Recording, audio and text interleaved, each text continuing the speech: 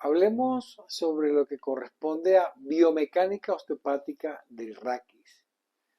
Línea de fuerza, polígono de fuerza y pivotes. Esos son tres temas, que son sensibles y lo vamos a destacar en el día a día nuestro, en el rol diario como osteópata. Es decir, siempre vamos a estar haciendo valoración de la línea de fuerza, del polígono de fuerza y de los pivotes. La biomecánica osteopática de la columna estudia cómo las fuerzas que actúan sobre la raquis vertebral afectan la estructura y función del todo el cuerpo. No olvidemos que cuando hablamos de que la estructura afecta la función, estaríamos hablando de la osteopatía estructural. Tenemos que entrar en detalle que cualquier cambio puede estar afectando la función del órgano, la glándula del sistema. El raquis no solo soporta el peso del cuerpo, sino que también distribuye las fuerzas que se generan durante el movimiento.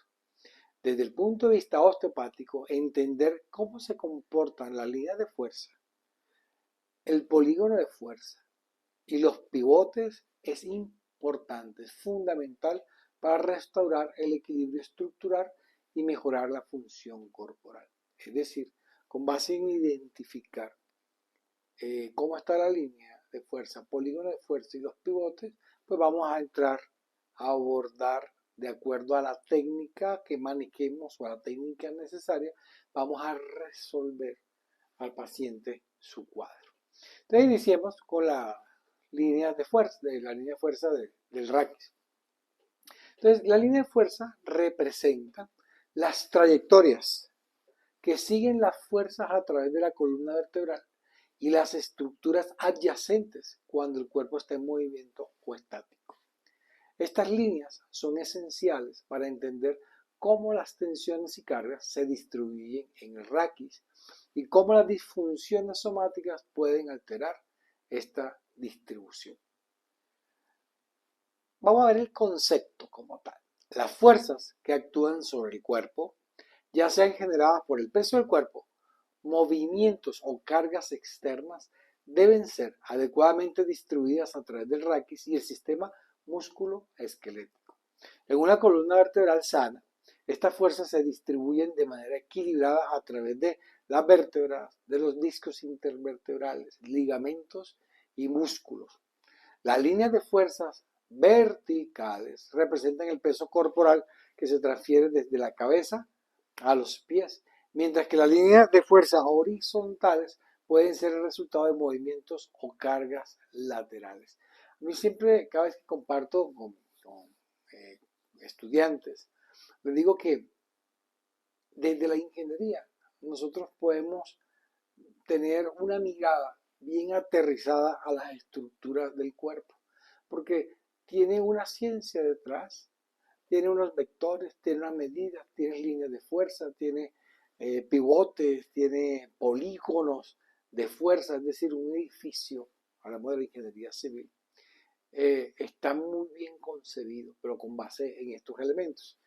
Me gusta, a veces comparto con alumnos que son ingenieros civiles y les gusta, después han hecho fisioterapia y osteopatía y entienden a perfección estos temas porque pues, se les es muy fácil. ¿eh? Entonces, desde la osteopatía, si hay una disfunción osteopática, como una subluxación vertebral o una restricción articular, la línea de fuerza se desvía, creando áreas de sobrecarga o tensión en otras estructuras, lo que puede llevar a dolores o lesiones, y eso es lo que se da en el día a día, en nuestro consultorio, identificar y cómo resolver estas desviaciones o estas entropías, le llamo yo. La osteopatía busca restablecer el equilibrio de las líneas de fuerza manipulando la estructura del raquis, lo que permite una mejor distribución de las fuerzas a través del cuerpo. Las líneas de fuerza en osteopatía reflejan trayectorias biomecánicas y funcionales importantes para mantener el equilibrio postural y la transmisión de fuerza a lo largo del cuerpo.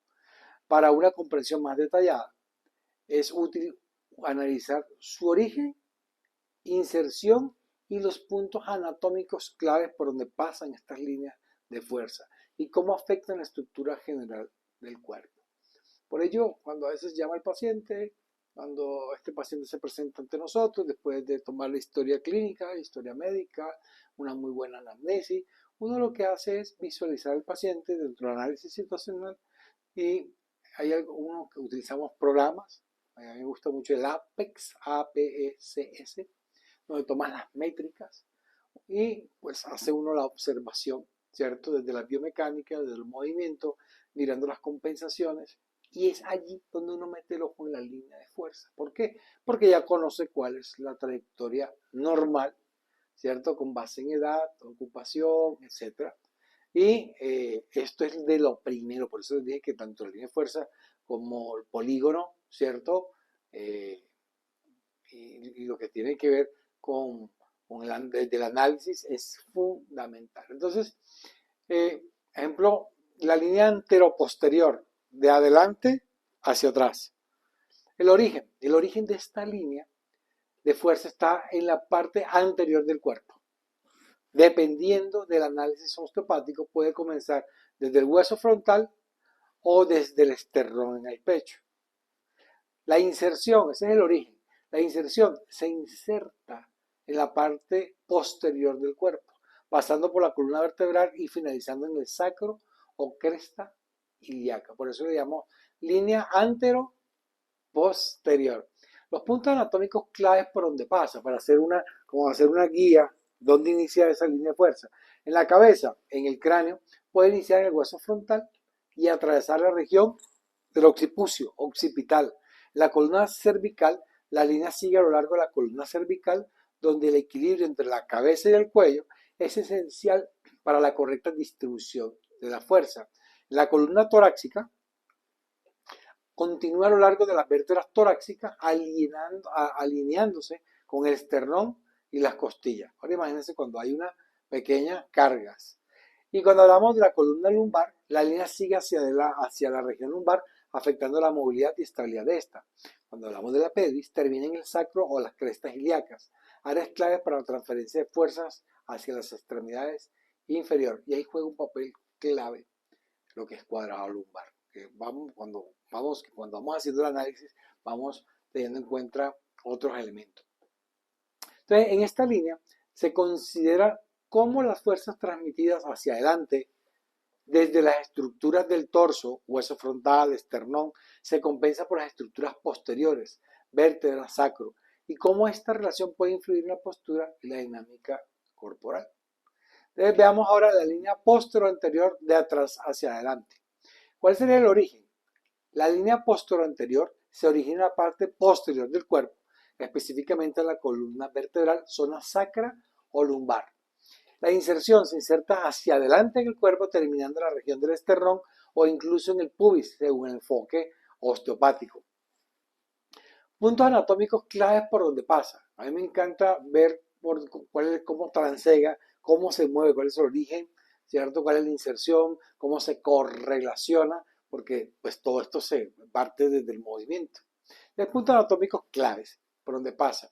La región occipital. Esta línea se puede considerar originando en la base del cráneo, en la región occipital, extendiéndose hacia adelante a través del eje central. La columna torácica, pues como en la línea anteroposterior, la columna torácica es clave en la transmisión de fuerza hacia adelante.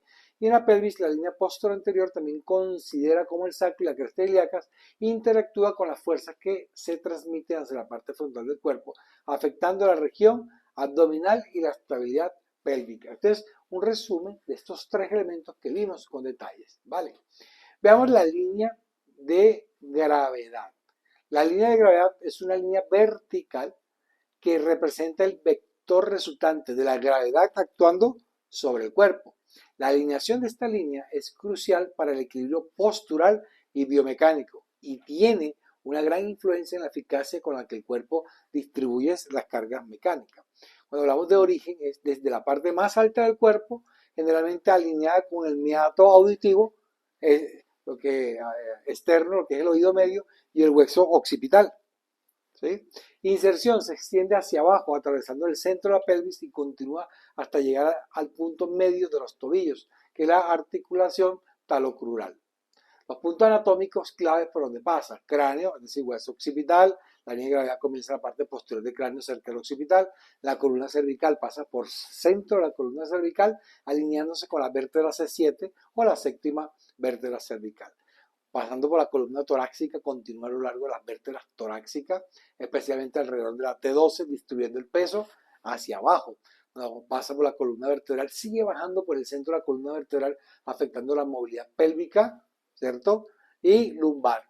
El centro de la pelvis o el sacro, desde el sacro esta línea es fundamental para el equilibrio de la pelvis y la transmisión de las fuerzas hacia las extremidades inferiores.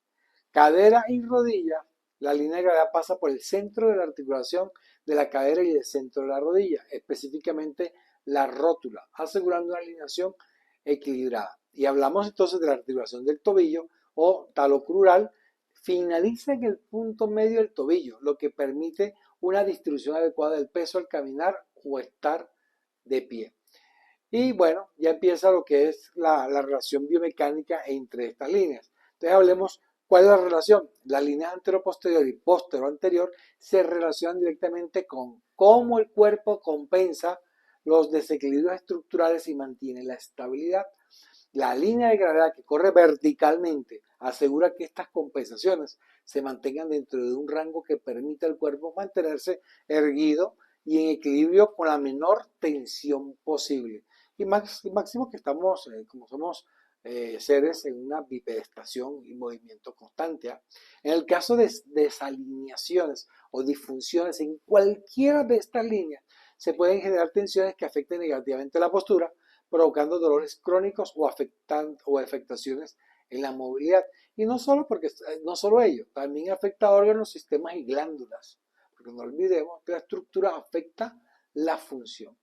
La aplicación clínica en osteopatía es pues hacer el análisis de esta línea de fuerza, permite a nosotros los osteópatas detectar puntos de compensación en el cuerpo que provocan tensiones anormales e entender cómo se transmiten las fuerzas y cómo el cuerpo las redistribuye para mantener la funcionalidad, es decir, cómo es una compensación cómo compensa el paciente, ajustar el tratamiento para restaurar la alineación de estas líneas de fuerza, ayudando al cuerpo a recuperarse de lesiones y tensiones crónicas.